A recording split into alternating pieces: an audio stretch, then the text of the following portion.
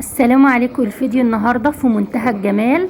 احنا دلوقتي هندخل جوه مزرعة بط، اكبر مزرعة بط. هتتفرجوا على شكل البط وجماله. البط اللي قدامنا ده بط بيور او بط تسمين. البط بيجي على 45 يوم. المزارع دي بصراحة بتكلف كتير جدا، بيعملوا مساحات واسعة جدا من المزارع. بيجيبوا زي ترعة كده او بحر صغير كده طويل. البط بيحب يعوم، بينزل يستحمى وينظف روحه ويشرب ويلعب. بيزرعوا حشائش كتيرة او خضرة. البط طبعا بطبيعته بيحب البرسيم والخضرة والاعشاب والحاجات دي. كل شوية البطة تنزل تستحمى.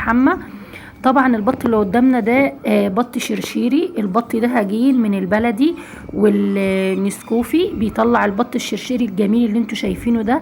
طعمه بتبقى جميل جدا وبيحب المية. البط ده بقى بياكل ايه؟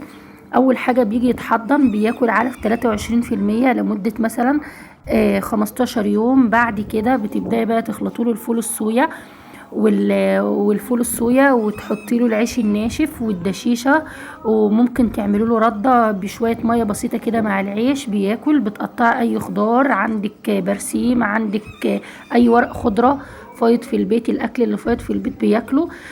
طبعا البط ده انتاجه حلو جدا، بيوصل وزنه من 4 إلى 6 كيلو. طعمه تحفة جدا بصراحة. لو مش كلتوه ومش جربتوه فاتكوا كتير قوي. طعمه جميل جميل جميل. لحمته حمراء زي بالظبط البط البلدي واجمل، وزي اللحمة العجالي والبط ده على 6 شهور بيبيض زي البلكيمي وزي البلدي وزي كله.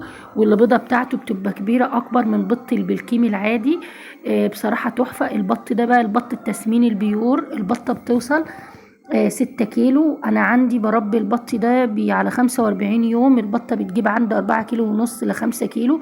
لحمتها مسكرة. ما تنسوش بقى يا حبايبي تشتركوا في قناتي وتفعلوا الجرس على الكل.